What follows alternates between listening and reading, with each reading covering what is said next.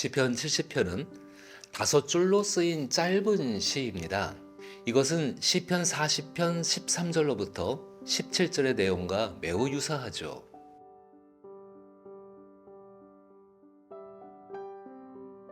저는 이 두 개의 시를 다시 읽으면서 이런 생각이 들었습니다.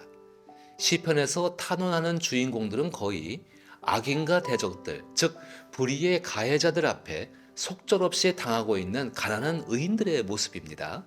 그들은 늘 동일하게 4절의 말씀처럼 주를 찾는 모든 자들이 주님의 구원으로 말미암아 기뻐할 수 있도록, 그리고 그로 인해 하나님의 사랑과 영광을 감사하며 찬양할 수 있도록 해달라고 하나님 앞에 간절한 마음으로 기도합니다. 저는 시편 70편을 읽고 묵상하며 시편의 이러한 탄원의 기도들, 즉 간절한 소망을 가지고 기도하는 시인의 기도 소리 안에서 우리가 정작 잊지 말고 기억해야 하는 것이 있다면, 우리가 하나님께 도움을 요청하고 기도한다면 동시에 소망 있는 기다림으로 우리 자신의 삶을 살아내야 한다는 것입니다.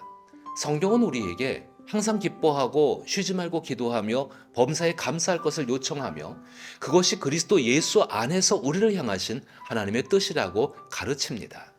우리는 쉬지 말고 기도하라는 하나님의 뜻을 알고 있으며 실제로 예수님은 그러한 삶을 가장 모범적으로 살아내셨습니다.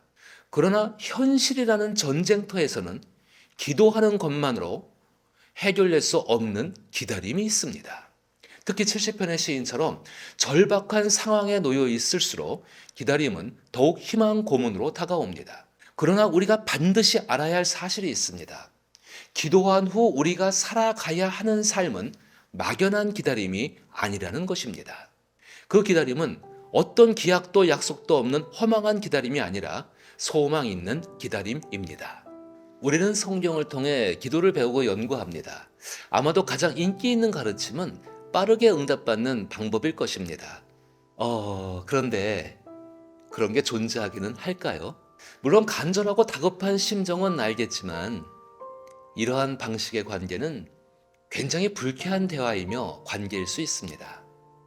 인격적인 하나님은 길거리에 있는 생수 자판기처럼 적당한 돈을 넣고 버튼만 누르면 생수를 얻을 수 있는 그런 자판기와 같은 대상이 아닙니다. 물론 그렇다고 기도할 필요가 없다는 말은 전혀 아닙니다. 당신이 기도하지 않으면 하나님께서 응답하실 때까지 견디지를 못할 것입니다.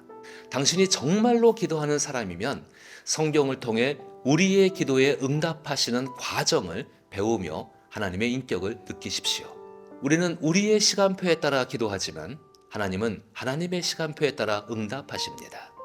하나님께 운명을 건 믿음의 사람은 하나님의 시간표에 익숙해져야 합니다. 우리가 기도하면서 응답의 지연을 경험할 때 마치 하나님께서 어떤 의도를 가지고 늦추고 계신다고 쉽게 생각하지만 저는 이렇게 한번 생각해 보았으면 좋겠습니다. 초보 농사꾼은 처음 땅에 씨앗을 심고 나면 매일 그 심은 곳을 들여다보며 싹이 자랄 때까지 초조해하며 기다립니다.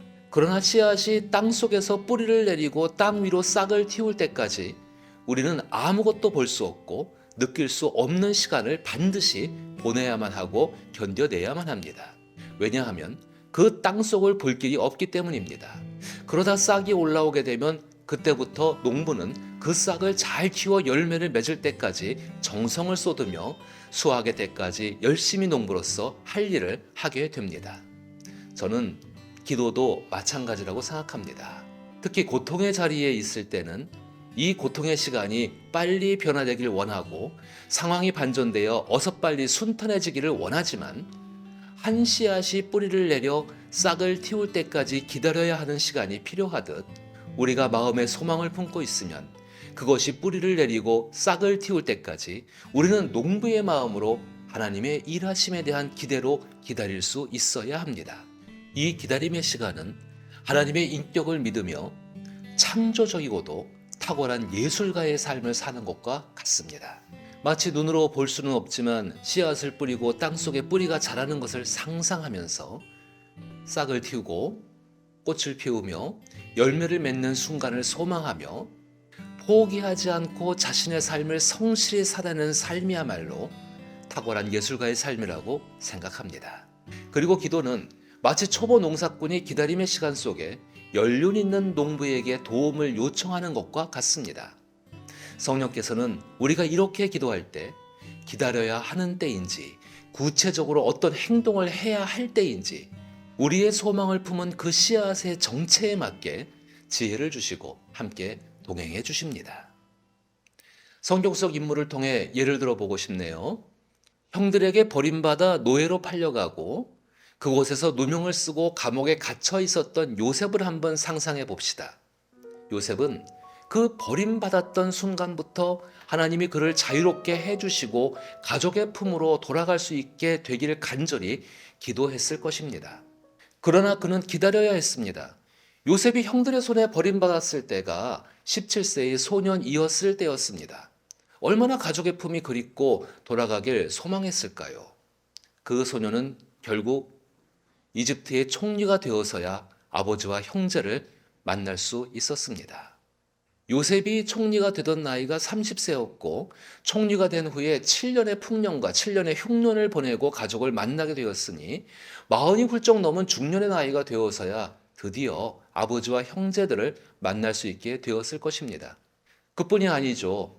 이스라엘은 이집트에서 벗어나게 될 때까지 오랜 세월을 기다려야 했습니다. 모세는 하나님의 약속을 전적으로 신뢰하고 이스라엘을 구출해내려고 이집트 파라오 왕 앞에 섰지만 결국 파라오가 승복하고 백성들을 보낼 때까지 10가지 재앙을 기다려야 했습니다. 그리고 이집트에서 탈출하여 광야에서 생활한 모세의 후계자인 여호수아와 갈렙은 그들의 기업을 주장할 수 있을 때까지 광야에서 40년을 기다려야 했습니다. 이렇게 성경 속의 인물을 보아도 하나님께서 주시기로 하신 일들을 이들이 누릴 때까지는 늘 기다림의 시간이 있었음을 볼 수 있습니다. 하나님께서 기다림의 시간을 주시는 것은 기도하는 사람이 무엇인가를 잘못해서가 아닙니다. 혹은 받을 만한 가치가 없어서도 아닙니다. 모든 것에는 과정이란 것이 필요하죠. 아파트를 지을 때 빨리 분양하여 수익을 내고 싶다고 빠르게 시공하다 부실 공사가 되면 어떻게 되겠습니까? 당장은 그 목표를 실현한 것 같아 보이지만 훗날 부실 공사의 피해가 일어나게 된다면 그것은 정말 재앙이 되겠지요. 당장의 유익을 위하다 훗날 더 큰 손실을 일으킬 수 있습니다. 급한 불을 끄고 싶은 심정으로 기도하는 마음, 그에 대한 기도 응답에 대한 기대는 결코 근본적인 해답이 될 수 없습니다. 사실 우리는 이 모든 사실을 누구보다 잘 알고 있을지 모릅니다. 특히 시편을 통해 보는 불의함의 희생자가 되거나 시련의 시간 속에 있을 때는 더 그 기다림이 오래 걸린다고 느껴질 수밖에 없죠. 어떠한 속성을 바꾸는 일은 결코 쉬운 일이 아닙니다. 하나님은 단순히 이 편 저편에서 편협적으로 구원하시는 분이 아니라 공의의 하나님이시기에 근본을 바로 세우시는 분입니다. 우리가 소망을 갖는다면 그 소망을 이룰 수 있고 그 소망을 이어나갈 수 있도록 근본을 바로 세우시는 분임을 우리는 기억해야 합니다. 따라서 우리가 그 소망을 이룰 수 있는 사람으로 만들어져 가는 과정도 필요하며 한 사회의 구조가 바뀌어야 한다면 그 바뀌는 일에 많은 사람들의 희생과 헌신이 하나 되어 변화되는 과정이 수반되는 것입니다. 성경은 수많은 기다림의 이야기가 있습니다. 잘 살펴보면 뭐 하나 시원하게 이루어지는 일이 없기 때문이죠. 사실 저는 그렇기 때문에 오히려 이것이 성경을 통해 우리가 위로를 받고 힘을 얻는다고 생각합니다. 바로 이런 것이 현실을 살아가는 우리의 모습이기 때문이죠. 성경 속 하나님께 운명을 걸었던 믿음의 사람들은 늘 기도하는 사람들이었습니다. 그리고 기다림은 그들의 숙명이었습니다. 그러나 기약 없는 기다림이 결코 아니었습니다. 하나님은 우리에게 약속을 주셨고 그 약속을 신뢰하는 기다림이 있었기에 소망 있는 기다림이었습니다. 소망이 있는 기다림의 시간은 하나님의 시간표에 따라 하나님의 선한 목적이 무르익어가는 하나님의 시간입니다. 그 기다림은 때로 지치게도 하고 기다리다가 실망도 했다가 의심도 했다가 또다시 간절한 마음으로 소망을 가졌다가 하는 변화무쌍한 감정을 우리에게 주기도 하지만 하나님은 그럼에도 불구하고 하나님을 신뢰하는 자들이 하나님의 시간을 살아갈 수 있도록 히브리서 4장 16절의 말씀처럼 때를 따라 돕는 은혜를 약속하셨습니다.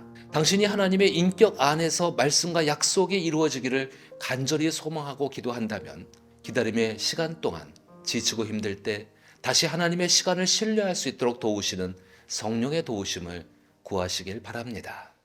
그러한 소망이 있는 기다림을 이사야는 이렇게 말합니다. 그러나 주께서는 너희에게 은혜를 베풀려고 기다리시며 너희를 불쌍히 여기려고 일어나신다. 참으로 주께서는 공의의 하나님이시다. 주를 기다리는 모든 사람은 복되다. 아멘. 하나님의 응답이 더디어도 당신은 안전합니다. 이미 하나님의 인격 속에서 살고 있기 때문입니다. 이제 우리가 기도하고 있다면 우리가 할 수 있는 일은 이것입니다. 내 힘으로 할 수 있는 일이 있다면 그 일에 최선을 다해 노력하는 것입니다. 그리고 우리가 할 수 없는 부분이 있다면 이 부분을 하나님께 상쇄히 하려며 하나님의 시간을 기다리는 일입니다. 하나님께서는 우리의 힘이 닿을 수 없는 일을 당신의 주권으로 넉넉히 이루실 수 있는 분입니다. 혹시 지금 어려운 고통의 자리에 있으십니까? 그리고 간절한 소망이 있으십니까? 그렇다면 하나님께 간절한 마음으로 시편 70편의 시인처럼 상세히 아뢰십시오. 그리고 성경 말씀에서 지혜를 주듯이 마땅히 생각할 수 있는 것 이상의 생각을 품지 말고 내가 할 수 있는 최선의 삶을 성실히 살아가십시오. 그리고 하나님이 하실 영역은 인내로 기다릴 수 있도록 성령의 도우심을 간절히 구하십시오. 그럼 그 기다림의 시간 속에 그리스도의 평강이 여러분의 마음을 주장하게 되며 어느덧 하나님의 때가 차게 되면 정령 기쁨으로 단을 거두게 되는 날이 오게 될 줄로 믿습니다. 그 삶을 살아낼 수 있기를 나사렛 예수 이름으로 축복합니다.